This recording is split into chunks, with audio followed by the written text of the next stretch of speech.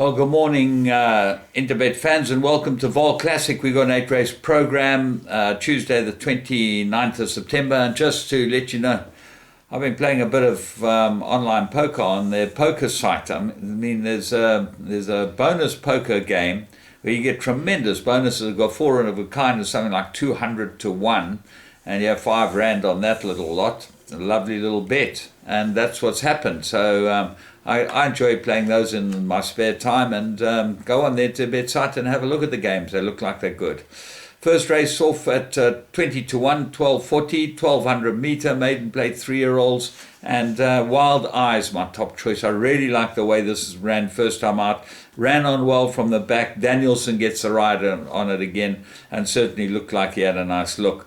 Purple Panthers form's outstanding, number 7 on the card, because MK's Pride came out and won very easily the next time again.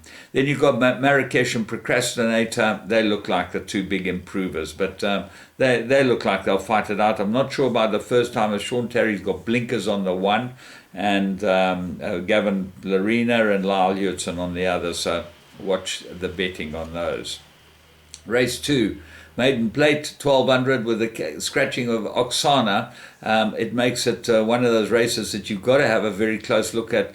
Lady Nika might be the right horse from the Stuart Pettigrew yard. Very good last run. Looks to be improving. Bold Lear, In Haste both got chances. And then the first timer, Pinnet from Sean Terry. It says, the comment is each way chance. Now, I'm not sure that helps too much. So maybe it's worth putting in. It's Where's That Tiger? That's number 10 on the card. So you need to put in a few there. Race 3, maiden plate. They go 1600 meters. Castle Corner, Stuart Pettigrew's runner looks like the business here. He really looks like he should be able to win it. The only interesting thing is that they've taken the blinkers off, and I'm not sure why they did that. He didn't run badly first time out, but they've taken the blinkers off him, and that might have something to do with him being a bit keen. But Summerdale, the mile, will that suit him? He had one bad run over the mile, but the run before that was pretty good. And then, it's one of those races. You've got a number of horses that have got chances. Maybe Dr. Doolittle, very good first run. Dark Vision certainly got some form. And even Purple Magic, good first run as well. So the number of horses that have got chances in this, the third race. We move on to the fourth, which is a maiden plate, 3-year-old filly, 1600 meters. Aberdare looks like the best here, and she looks like she should be able to win this. Liverpool Legend, I've been with her the last couple of starts, been very disappointing, but she might bounce back. Mozieni would probably be a very good jockey up for her. And then Marigold Sun and Flying First Class both come into the race with big chance, but I'm going with the Aberdare. I think she's the right horse. Race 5, Graduation Fillies and Mare 1600. You can't look past Victoria Page here. She's the highest rated horse. She should be giving lumps all round, and she really looks like she would have a race like this at her mercy. The only thing she's come back from a little bit of a break, and maybe had her injections in there while she'd been in Joburg, but she's got the class to win it. Elusive Woman, maybe she's a glow, sweet and spicy. They might all go in if Victoria Page doesn't run to her best, but if Victoria Page gets beat, exotics will pay money. Race 6, 1600 meter graduation plate.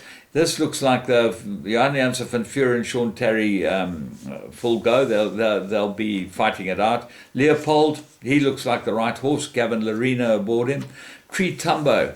I know he was beaten well by Leopold last time out, but I think this horse got some ability, and I think time will suit him, and he'll probably be the big improver here, and maybe he'll improve from his Durban trip.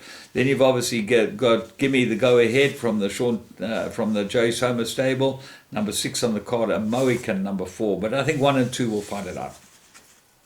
Race 7, this is a 1200 meter classified stakes, and with the scratching of Ballon d'Or makes it very difficult. Rises 1 looks like the right horse. So Janssen van Vuuren, he holds the key today. He has some very, very nice runners. Gavin Larina rides this. It ran in a feature last time, and it was a pretty strong feature and didn't run too badly.